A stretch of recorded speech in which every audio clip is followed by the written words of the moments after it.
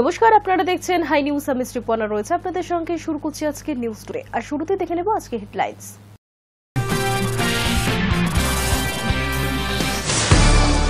বঙ্গের শিল্প ছবি তুলে ধরতে কনক্লেভ। আগামী 18 ডিসেম্বর মুখ্যমন্ত্রী মমতা বন্দ্যোপাধ্যায়ের পরিকল্পনা অনুযায়ী অনুষ্ঠিত হবে বিজনেস ইন্ডাস্ট্রি কনক্লেভ।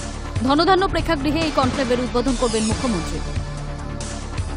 বাংলায় শুরু এসআইআর, লাগবে জন্মের শংসাপত্র। যাদের বার্থ সার্টিফিকেট নেই তারা ভিড় জমাচ্ছেন পুরসভার কেন্দ্রীয় ভবনে, আর সেই ভিড় সামলাতে হিমশিম পুরসভার কর্মীরা। শহর জুড়ে ডেঙ্গির দাপট বাড়ছে। কলকাতা পুরসভার হিসাবে এবছর এখনো পর্যন্ত 1017 জন আক্রান্ত। এই পরিস্থিতিতে সচেতনতার বার্তা দিলেন মেয়র ফিরহাদ হাকিম।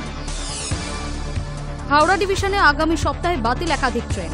রক্ষণাবেক্ষণের জন্য একাধিক ট্রেন বাতিল ও সময় পরিবর্তনের কথা জানালো পূর্ব রেল। এসআইআর প্রতিবাদে সংবিধান হাতে পথে মুখ্যমন্ত্রীর নেতৃত্বে মমতা বন্দ্যোপাধ্যায় এবং অভিষেক বন্দ্যোপাধ্যায়।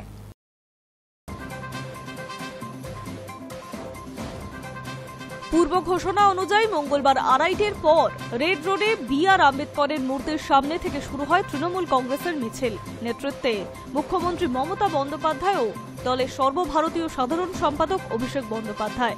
মঙ্গলবার সংবিধান হাতে মিছিলের সামনে হাঁটতে দেখা যায় নেত্রীকে। মিছিল শুরুর আগেই তাৎপর্যপূর্ণভাবে শৃঙ্খলার বার্তা দিয়ে বেশ কড়া ভাষায় নেত্রীকে বলতে শোনা যায়, যে যত বড় নেতা হও বা মন্ত্রী, আমি পরিষ্কার বলে দিচ্ছি কেউ সামনে আসবেন না টিভিতে মুখ দেখাতে। মমতা বন্দ্যোপাধ্যায় এও বলেন, পেছন থেকে কেউ ধাক্কা দেবেন না, আমি কিন্তু প্রত্যেককে চিনে রাখবো। রানী রাসমণি রোড ধরে কেসি দাস মোড় পেরিয়ে মিছিল পৌঁছায় জোড়াসাঁকো ঠাকুরবাড়ি, অর্থাৎ আম্বেদকর থেকে রবীন্দ্রনাথ। শাসক দলের বক্তব্য, সংবিধান ও মানবিক মূল্যবোধের প্রতীক আম্বেদকর এবং বাঙালিয়ানার প্রতীক রবীন্দ্রনাথের নামের সঙ্গে এই মিছিল শুরু ও শেষ যুক্ত করে তারা বার্তা দিতে চায়, সংবিধান বাঁচাও, গণতন্ত্র রক্ষা করো। মিছিলের সূচনাস্থল ও গন্তব্যের নির্বাচনের মধ্যেই তৃণমূলের সাংকেতিক রাজনীতি স্পষ্ট। দলের এক নেতার কথায়, এই মিছিল শুধু রাজনৈতিক নয়, সাংবিধানিক অধিকার ও বাঙালিয়ানার এক অভিব্যক্তি। তবে রেড রোডের এই মিছিলে দূর দূরান্ত জেলার মানুষদের আসতে আগেই নিষেধ করেছিল অভিষেক। মিছিলে রয়েছেন কলকাতার পাশাপাশি 2 24 পরগনা এবং হাওড়ার নেতাকর্মীরা। ঠিক এই দিনে রাজ্য জুড়ে শুরু হয়েছে ভোটার তালিকার বিশেষ নিবিড় সংশোধন এসআইআর এর কাজ। সকাল থেকেই বুথ লেভেল অফিসাররা বাড়ি বাড়ি গিয়ে ভোটারদের তথ্য যাচাই করছেন, আর সেই প্রেক্ষিতেই পথে নামল তৃণমূল কংগ্রেস। এর আগে মমতা বন্দ্যোপাধ্যায় ও অভিষেক বন্দ্যোপাধ্যায় অভিযোগ করেছিলেন, এত অল্প সময়ে এই পুরো প্রক্রিয়া সম্পূর্ণ করা সম্ভব নয়, ফলে প্রকৃত ভোটারদের নাম বাদ পড়ার আশঙ্কা করা হচ্ছে। অভিষেক ইতিমধ্যে হুঁশিয়ারি দিয়েছেন, এসআইআর এর নামে যদি একজন প্রকৃত ভোটারের নাম বাদ যায় তবে আমরা দিল্লিতে গিয়ে বৃহত্তর আন্দোলনে নামব।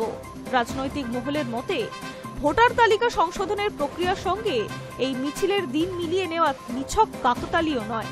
তৃণমূল সংবিধান রক্ষা ও ভোটার সংরক্ষণের দাবি ঘিরে রাজনৈতিক বার্তা দিতে চাইছে। এখন নজর জোড়াসাঁকোতে পৌঁছে মমতা ও অভিষেক কি বার্তা দেন। High news network.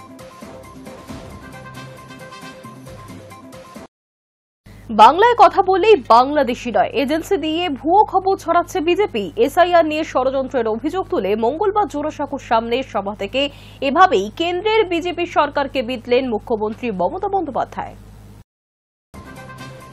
বাংলার একজনও যোগ্য ভোটারের নাম বাদ গেলে দিল্লিতে গিয়ে আন্দোলন সংগঠিত করার হুঁশিয়ারি দিয়েছেন তৃণমূলের সর্বভারতীয় সাধারণ সম্পাদক অভিষেক বন্দ্যোপাধ্যায়। এদিন এসআইআর এর প্রতিবাদে জোড়াসাঁকোর সভা থেকে আরও এক ধাপ এগিয়ে মুখ্যমন্ত্রী মমতা বন্দ্যোপাধ্যায়ের হুঁশিয়ারি, বাংলার একজনও যোগ্য ভোটারের নাম বাদ গেলে কেন্দ্রের বিজেপি সরকার ভেঙে দেব। একই সঙ্গে কমিশনকে নিশানা করে মমতা বলেন, মোদিবাবু শাহবাবুকে খুশি করতে গিয়ে কুর্শিবাবু ইতিহাস তৈরি করতে চাইছেন।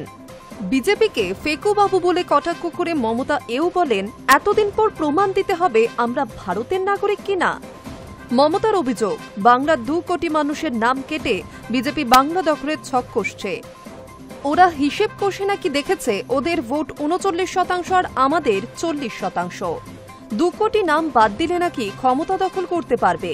আমি বলে যাচ্ছি, ওরা যেভাবে এসআইআর এর নাম করে মানুষের নামে বাদ দেওয়ার চেষ্টা করছে তাতে আমাদের হারানো তো দূরে থাক, ওদের নিজেদের ভোটও এবার আমাদের দিকেই আসবে।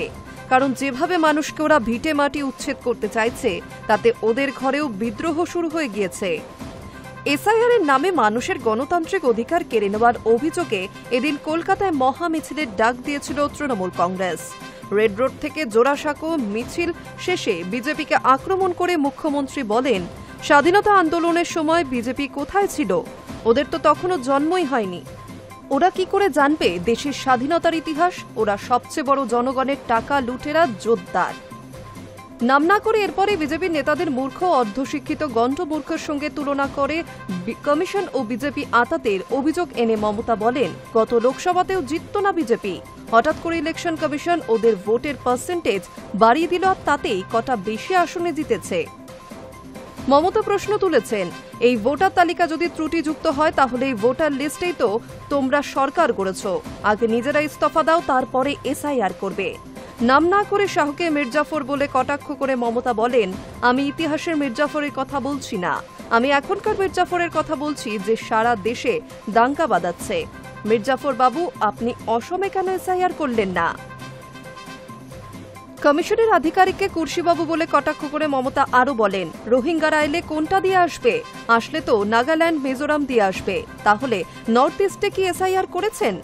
বাংলাদেশিরা তো ত্রিপুরা অসম হয়ে আসবে, সেখানে এসআইআর হলো না কেন?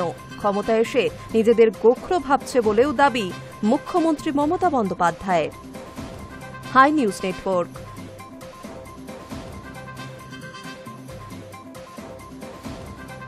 এসআইআর এর প্রতিবাদে পথে তৃণমূল। জোড়াসাঁকোর সামনের সভা থেকে বিজেপি সরকার এবং নির্বাচন কমিশনকে একযোগে আক্রমণ অভিষেক বন্দ্যোপাধ্যায়ের। আগে মানুষ সরকার নির্বাচিত করত, আর এখন সরকার কিনা ঠিক করছে কারা ভোট দিতে পারবে আর কারা পারবে না। এসআইআর এর প্রতিবাদে মঙ্গলবার জোড়াসাঁকোর সামনের সভা থেকে এভাবেই কেন্দ্রের বিজেপি সরকার এবং নির্বাচন কমিশনকে এক বন্ধনীতে রেখে আক্রমণ শানালেন তৃণমূলের সর্বভারতীয় সাধারণ সম্পাদক অভিষেক বন্দ্যোপাধ্যায়। বিজেপি এবং কমিশনকে হুঁশিয়ারি দিয়ে অভিষেক বলেন, আমাদের ধমকে চমকে লাভ নেই। 2 দিনে এই মিছিল করতে পারলে 2 মাসের ব্যবধানে দিল্লিতে কি করতে পারি সেটা ভেবে দেখতে বলবো বিজেপির বন্ধুদের। সচিত্র ভোটাধিকারের দাবিতে 9 দশকে প্রথম আন্দোলন সংগঠিত করেছিলেন মমতা বন্দ্যোপাধ্যায়। সেই প্রসঙ্গ টেনে অভিষেক বলেন, মমতা বন্দ্যোপাধ্যায়ের লড়াইয়ের ফলেই আজ মানুষ ভোটাধিকার পেয়েছে। বিজেপি কমিশনকে কাজে লাগিয়ে সেই অধিকার কেড়ে নেওয়ার চেষ্টা করা হলে আমরা বরদাস্ত করব না। প্রয়োজনে রক্ত দিয়ে আমরা ভোটাধিকার রক্ষা করব। এরপরই জনতার উদ্দেশ্যে অভিষেককে বলতে শোনা যায়, নিজেদের ভোটাধিকার রক্ষার জন্য আপনারা কি দিল্লিতে যেতে প্রস্তুত? জবাব আসে হ্যাঁ। সম্মতি পেয়ে অভিষেক জানিয়ে দেন, বাংলাকে যারা অপমান করেছে, যারা বাংলাকে ভাতে মারার পরিকল্পনা করেছে, আগামী দিনে দিল্লিতে গিয়ে যার জবাব দেওয়া হবে।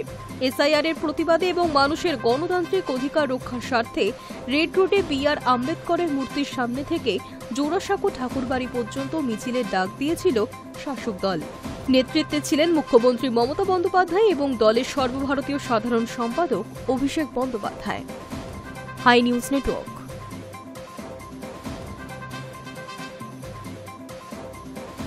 গাইঘাটা স্কুলে বিএলওদের আটকে রেখে বিক্ষোভ, স্কুল ছেড়ে যাওয়া যাবে না।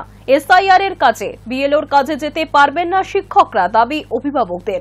স্কুলে বিএলওদের তালা বন্ধ করে রাখলেন অভিভাবকেরা। স্কুলে মোট 3 জন শিক্ষক আর 3 জনই বিএলওর দায়িত্বে। স্কুলে 3 জন শিক্ষক, 3 জনই বুথ লেভেল অফিসার বা বিএলওর কাজ নিয়ে বেরিয়ে পড়বেন। তাহলে বাচ্চাদের পড়াশোনার কি হবে? এই প্রশ্ন তুলে এসআইআর শুরুর দিনেই শিক্ষকদের স্কুলে আটকে রাখলেন অভিভাবকেরা। দাবি, কাউকে না কাউকে থাকতেই হবে, ছেলে মেয়েদের পড়াশোনার যেন ক্ষতি না হয়। মঙ্গলবার ঘটনাটি ঘটেছে উত্তর 24 পরগনার গাইঘাটার চণ্ডীগড় স্পেশাল ক্যাডার এফপি স্কুলে। গাইঘাটার ওই স্কুলটিতে পড়ুয়ার সংখ্যা 150, শিক্ষকের সংখ্যা 3, কিন্তু 3 জনকেই বিএলওর দায়িত্ব দিয়েছে প্রশাসন। আর এতেই ক্ষুব্ধ এলাকাবাসী। মঙ্গলবার দল বেঁধে গিয়ে স্কুলের গেটে তালা দেন তারা। বিক্ষোভ দেখান। সকাল 11:30 থেকে আটকে রাখা হয় শিক্ষকদের। মানস কুমার মণ্ডল নামের এক অভিভাবকের দাবি, আমাদের স্কুলে দীর্ঘদিন ধরে প্রয়োজনীয় সংখ্যক শিক্ষক নেই। বারংবার প্রশাসনকে জানিয়েও কোনো লাভ হয়নি। স্কুলে 150 জন পড়ুয়া পড়াশোনা করে। তিনি আরো বলেন, এটা গরিব এলাকা, গৃহশিক্ষক রেখে বাচ্চাদের পড়ানোর মতো সকলের ক্ষমতা নেই। আমরা প্রত্যেকেই ছেলে মেয়েদের পড়াশোনার জন্য স্কুলের শিক্ষকদের উপরই নির্ভর করি। স্কুলটাও ভালো, কিন্তু এই পরিস্থিতিতে সমস্ত শিক্ষক যদি বিএলওর কাজ করতে বেরিয়ে পড়েন, বাচ্চাদের পড়াশোনার কি হবে? অন্যদিকে বিক্ষোভে আটকে পড়েও অভিভাবকদের দাবি অমূলক নয় বলে জানাচ্ছেন খোদ শিক্ষকেরাই। ধীমানচন্দ্র রায় নামের ওই স্কুলের এক শিক্ষক জানান, গেটে তালা দিয়ে দিয়েছিলেন অভিভাবকেরা। আমাদের 3 জন শিক্ষকের 3 জনকেই বিএলওর দায়িত্ব দেওয়া হয়েছে। পড়াশোনা যাতে বন্ধ না হয়ে যায় এই দাবি করে ওরা আমাদের আটকে রাখেন। তিনি মেনে নেন অভিভাবকদের চিন্তার কারণ রয়েছে। এসআইআর এর কাজে তারা ব্যস্ত হয়ে পড়লে পঠন পাঠনের ক্ষতি হবেই। সামনেই পড়ুয়াদের পরীক্ষা, আর এমন অবস্থায় বাইরে থেকে একজন শিক্ষক নিয়ে আসা হচ্ছে। তাকে পড়ানোর দায়িত্ব দিয়ে ভোটার তালিকার বিশেষ নিবিড় সংশোধনের কাজে বেরোবেন বলে জানান ধীমানচন্দ্র। তিনি বলেন, বিডিও একটি বৈঠক করবেন, তারপরই এই নিয়ে সিদ্ধান্ত হবে। শিক্ষকদের আটকে থাকার খবর পেয়ে স্কুলে যায় গাইঘাটা থানার পুলিশ এবং জয়েন্ট বিডিও ময়ূক বন্দ্যোপাধ্যায়। তারা অভিভাবকদের সঙ্গে কথা বলে আশ্বস্ত করেছেন যে স্কুলের পঠন পাঠনে যাতে কোনো অসুবিধা না হয় সেই বিষয়টি দেখা হবে।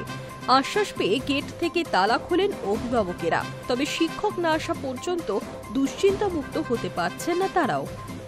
High news network. শহরের অন্যতম ব্যস্ত এবং যানজটে পরিপূর্ণ অঞ্চল চিংড়িঘাটা এবং তার আশপাশের বাইপাস এলাকা এবার পাচ্ছে নতুন পরিকাঠামো উন্নয়নের ছোঁয়া। যানজটের সমস্যা দূর করতে সায়েন্স সিটি মোড় থেকে ক্যাপ্টেন ভেরি পর্যন্ত একটি নতুন স্টিল সেতু নির্মাণের সিদ্ধান্ত নিয়েছে Kolkata metropolitan development authority KMDA। শহরের অন্যতম ব্যস্ত ও যানজটে পরিপূর্ণ অঞ্চল চিংড়িঘাটা এবং তার আশেপাশের বাইপাস এলাকা এবার পাচ্ছে নতুন পরিকাঠামো উন্নয়নের ছোঁয়া। যানজটের সমস্যা দূর করতে সায়েন্স সিটি মোড় থেকে ক্যাপ্টেন ভেরি পর্যন্ত একটি নতুন স্টিল সেতু নির্মাণের সিদ্ধান্ত নিয়েছে কলকাতা মেট্রোপলিটন ডেভেলপমেন্ট অথরিটি অর্থাৎ KMDA। পরিকল্পনা অনুযায়ী সেতুটি তৈরি হলে ওই অঞ্চলে প্রতিদিনের যানজট অনেকাংশেই কমে আসবে বলে আশা করা হচ্ছে। চিংড়িঘাটা মোড় শহরের পূর্বাংশে অত্যন্ত গুরুত্বপূর্ণ ট্রাফিক সংযোগস্থল। সল্টলেক, নিউ টাউন, তিলজলা, কসবা, রুবি বা গড়িয়া থেকে আসা গাড়িগুলির একটি বড় অংশ এই রাস্তায় মিলিত হয়, ফলে প্রায়ই দেখা দেয় ব্যাপক যানজট। সেই সমস্যার সমাধানে উদ্যোগী হয়েছে KMDA। পরিকল্পনা মতো সেতুটি ক্যাপ্টেন ফেরির পাশে দক্ষিণ থেকে উত্তরের দিকে বাইপাসের উপর একটি বিকল্প গেটওয়ে হিসেবে কাজ করবে, যার মাধ্যমে মূল রাস্তায় চাপ অনেকটাই কমবে। KMDA সূত্রে জানা গিয়েছে, প্রায় 60 মিটার দীর্ঘ এবং 10 মিটার প্রস্থের এই সেতুর নকশায় রাখা হয়েছে আধুনিক কার্সওয়ে ও নিরাপদ ফুটপাত। প্রকল্পের আনুমানিক ব্যয় প্রায় 10 কোটি টাকা। ইতিমধ্যে টেন্ডার প্রক্রিয়া শুরু হয়েছে এবং প্রাথমিক অনুমোদনও মিলেছে রাজ্য সরকারের কাছ থেকে। KMDA-র আধিকারিকেরা জানিয়েছেন, বর্তমানে চিংড়িঘাটার পাশের বাইপাস অংশ সংকীর্ণ হওয়ায় বড় গাড়ি, বাস এবং মিনি বাসের গতি মারাত্মকভাবে কমে যায়। নতুন সেতুটি চালু হলে এই যানবাহনগুলি বাইপাসে আরও দ্রুত গতিতে চলাচল করতে পারবে। এতে শুধু যানজটই কমবে না, জ্বালানি বাঁচবে এবং দূষণও কিছুটা কমবে বলে মনে করছেন বিশেষজ্ঞরা। KMDA ইতিমধ্যেই বাইপাস প্রস্তকরণের প্রায় 70% কাজ সম্পন্ন করেছে, যা ডিসেম্বরের মধ্যে শেষ করার লক্ষ্য নেওয়া হয়েছে। সেই সঙ্গে সেতু নির্মাণের প্রাথমিক ভূমি পরিমাপ ও নকশার পরিকল্পনাও প্রায় শেষ পর্যায়ে। কর্তৃপক্ষের আশা, এই নতুন সেতু চালু হলে সায়েন্স সিটি থেকে কসবা ও রুবি পর্যন্ত প্রতিদিনের দীর্ঘ যানজট থেকে শহরবাসী কিছুটা মুক্তি পাবেন।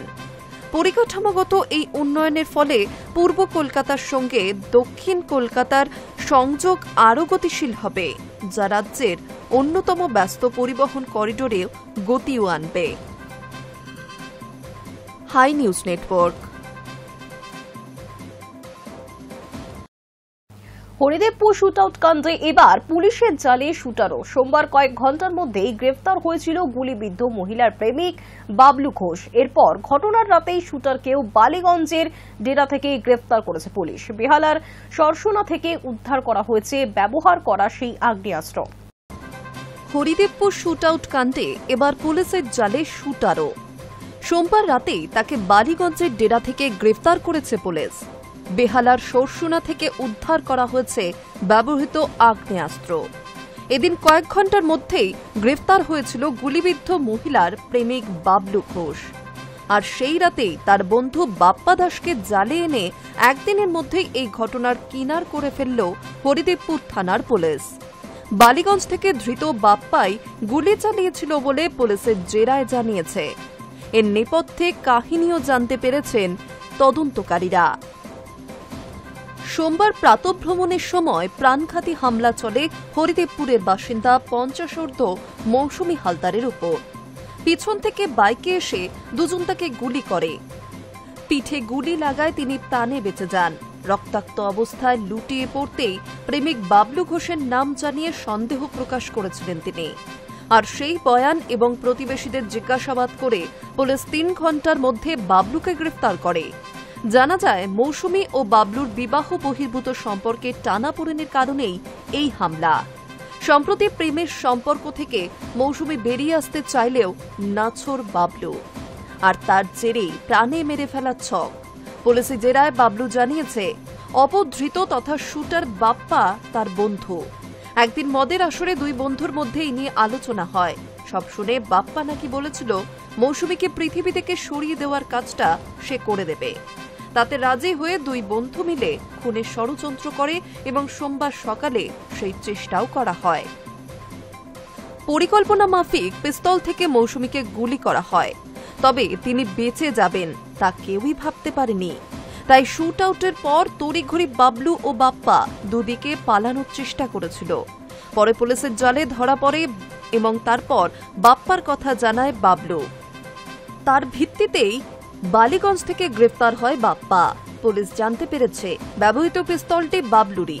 1.5 বছর আগে সরসোনার এক ব্যক্তির কাছ থেকে পেয়েছিল সেটি। সেই পিস্তল থেকে বাপ্পা গুলি চালিয়েছিল মৌসুমীকে লক্ষ্য করে। বাবলুর দাবি সরসোনার ওই ব্যক্তি নাকি তাকে পিস্তলটি রাখতে দিয়েছিলেন। তারপর তিনি মারা যান, তাই তা বাবলুর কাছেই থেকে গিয়েছে। যদিও সেই তথ্যের সত্যতা কতটা তা খতিয়ে দেখছে পুলিশ আধিকারিকেরা। Hi news network.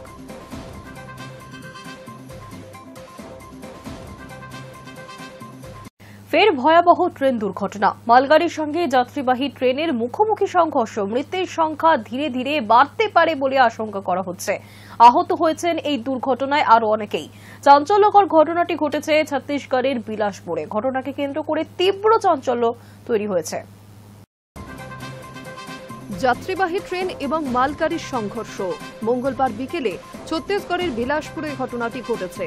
ওই ঘটনায় এখনো পর্যন্ত 9 জনের মৃত্যুর খবর পাওয়া গিয়েছে। মৃতের সংখ্যা আরও বাড়তে পারে। তবে রেলের তরফে এখনো হতাহতের সঠিক তথ্য দেওয়া হয়নি। শুরু হয়েছে উদ্ধার কার্য। মঙ্গলবার বিকেল 4:30 নাগাদ গেবরা রোড এবং বিলাসপুরের মাঝে লালখাদানের কাছে দুর্ঘটনাটি ঘটে। প্রত্যক্ষদর্শীদের কথায় লাইনে একটি মালগাড়ি দাঁড়িয়েছিল। সেই সময় করবা যাত্রীবাহী ট্রেন ওই লাইনে চলে আসে। তারপর নিয়ন্ত্রণ হারিয়ে সজোরে গিয়ে মালগাড়িটিকে ধাক্কা মারে। সংঘর্ষের অভিঘাতে মালগাড়ির উপরে উঠে যায় যাত্রীবাহী ট্রেনটির একাংশ। দুমড়ে মুচড়ে যায় ট্রেনের প্রথম কামরাটি। বিলাসপুরের পুলিশ সুপার রজনীশ সিং জানান, ঘটনায় অন্তত 5 জন যাত্রীর মৃত্যুর খবর সামনে এসেছে এখনো পর্যন্ত। এছাড়াও মৃত্যু হয়েছে আরও 2 লোকো পাইলটের। আরও 2 যাত্রীর দেহ আটকে রয়েছে। দেহ বার করার চেষ্টা চলছে। কিছু কিছু সংবাদ মাধ্যমের দাবি মৃতের সংখ্যা আরও বাড়তে পারে। তবে ঘটনায় কতজন মারা গিয়েছেন সেই সম্পর্কে এখনো নিশ্চিত করে কিছুই জানায়নি রেল। খবর পেয়ে তড়িঘড়ি ঘটনাস্থলে পৌঁছেছেন রেলের আধিকারিক ও কর্মীরা। যুদ্ধকালীন তৎপরতায় শুরু হয়েছে উদ্ধার কাজ। তবে ঠিক কিভাবে এই দুর্ঘটনা ঘটল তা এখনো স্পষ্ট নয়। ঘটনায় তদন্তের নির্দেশ দিয়েছেন রেলওয়ে কর্তৃপক্ষ। দুর্ঘটনার কারণে আপাতত পুরো রুট জুড়ে ট্রেন চলাচল বন্ধ করে দেওয়া হয়েছে। বহু ট্রেন বাতিল হয়েছে। অন্য রুটে ঘুরিয়ে দেওয়া হয়েছে কিছু দূরপাল্লার ট্রেন। Hi news network.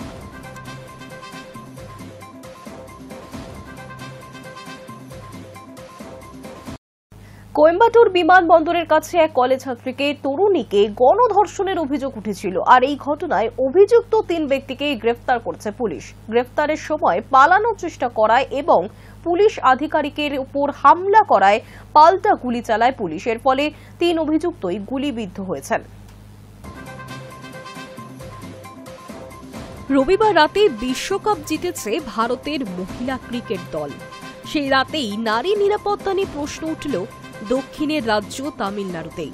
কোয়েম্বাটুর বিমানবন্দরের কাছে একটি কলেজ ছাত্রী তরুণীকে গণধর্ষণের অভিযোগ উঠেছিল। এই ঘটনায় সোমবার অভিযুক্ত 3 ব্যক্তিকে গ্রেফতার করল পুলিশ।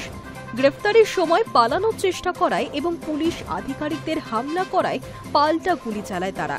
এর ফলে 3 অভিযুক্তই গুলিবিদ্ধ হয়েছেন। তাদের হাসপাতালে ভর্তি করানো হয়েছে।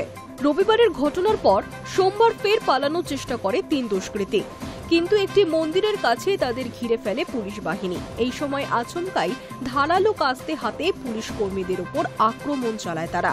ঘটনায় আহত হন হেড কনস্টেবল চন্দ্রশেখর। তার ডান হাতের কবজি এবং বাহুতে আঘাত লাগে। এই পরিস্থিতিতে 3 দুষ্কৃতীকে পাকড়াও করতে তাদের পায়ে গুলি করে পুলিশ। আহত 3 ব্যক্তিকে গ্রেফতার করে হেফাজতে নেওয়া হয়েছে। পরে চিকিৎসার জন্য তাদের কোয়েম্বাটুর জেলা সরকারি হাসপাতালে ভর্তি করানো হয়। পুলিশ সূত্রে জানা গিয়েছে, কোয়েম্বাটুরের একটি বেসরকারি কলেজের ছাত্রী নির্যাতিতা রবিবার রাতে একটি গাড়িতে করে এক পুরুষ বন্ধুর সঙ্গে ঘুরতে বের হন। রাস্তায় এক জায়গায় গাড়ি থেকে বেরোতেই তাদের উপর ঝাঁপিয়ে পড়ে দুষ্কৃতীরা। বন্ধুকে মারধর করে তরুণীকে অপহরণ করে তারা। এরপর কোয়েম্বাটুর বিমানবন্দরের কাছে নির্জন জায়গায় অপকর্ম চালায়। এই ঘটনাকে কেন্দ্র করে উত্তেজনার পারদ চড়েছে রাজনৈতিক মহলে। তামিলনাড়ুর বিজেপি সভাপতি কে আন্নামলাই মহিলাদের নিরাপত্তার প্রসঙ্গে শাসক দল ডিএমকের বিরুদ্ধে আক্রমণ শানিয়েছেন। এক্স হ্যান্ডেলের একটি পোস্টে তিনি লিখেছেন, তামিলনাড়ুতে ডিএমকে সরকার ক্ষমতায় আসার পর থেকেই নারীদের বিরুদ্ধে এই ধরনের অপরাধের ঘটনাগুলি স্পষ্ট করে দিয়েছে সমাজ বিরোধীদের আইন এবং পুলিশের প্রতি একেবারেই ভয় নেই। Hi news network.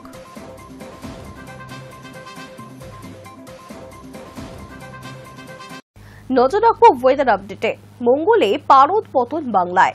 সকালের দিকে তাপমাত্রার পারদ নামলো বেশ খানিকটা। হাওয়া অফিসের তথ্য অনুযায়ী কলকাতায় সর্বনিম্ন তাপমাত্রা স্বাভাবিকের নিচে। তবে কি কার্তিকেই শীতের হাওয়া বইতে শুরু করলো বঙ্গে? মঙ্গলবার সকালে আবহাওয়ায় অন্তত তেমনই ইঙ্গিত। সকালের দিকে তাপমাত্রার পারদ নামলো বেশ খানিকটা। আবহাওয়া দপ্তরের তথ্য অনুযায়ী কলকাতায় সর্বনিম্ন তাপমাত্রা স্বাভাবিকের নিচে। পশ্চিমের জেলাগুলিতে পারদ ছিল 20 ডিগ্রি সেলসিয়াস। হালকা শীতের অনুভূতি কলকাতা ও সংলগ্ন জেলাগুলিতে। বেলা বাড়ার সঙ্গে সঙ্গে অবশ্য এই আরামদায়ক আবহাওয়া থাকছে না। তীব্র রোদে কিছুটা উষ্ণতা টের পাওয়া যাবে। আপাতত শুষ্ক আবহাওয়া গোটা রাজ্য জুড়ে। শুক্রবার থেকে জেলায় জেলায় হালকা বৃষ্টির সম্ভাবনা। আলিপুর আবহাওয়া দপ্তরের পূর্বাভাস, পূর্ব মধ্য বঙ্গোপসাগরের নিম্নচাপ সরছে বাংলাদেশ উপকূলের দিকে। মায়ানমার ও বাংলাদেশ উপকূলে সমুদ্র উত্তাল থাকবে। ওই এলাকায় মৎস্যজীবীদের গভীর সমুদ্রে যেতে নিষেধ করা হয়েছে।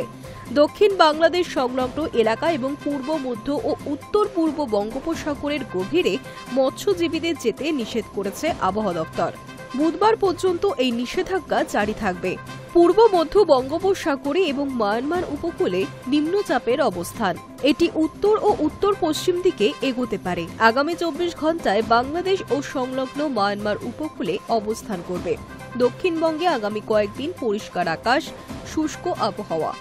শুক্রবার ফের বজ্রবিদ্যুৎ সহ বৃষ্টির সম্ভাবনা রয়েছে উপকূলে।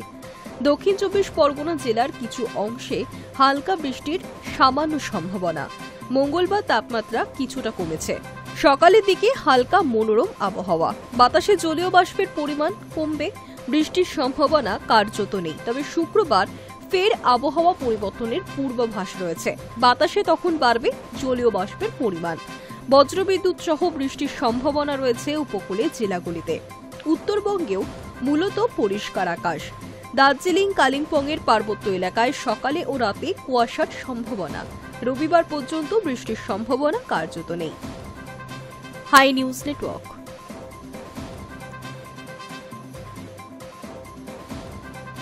নিউজ টুডে এখনকার মতো এই পর্যন্তই। দেখতে থাকুন হাই নিউজ, নির্ভীক নিরপেক্ষ।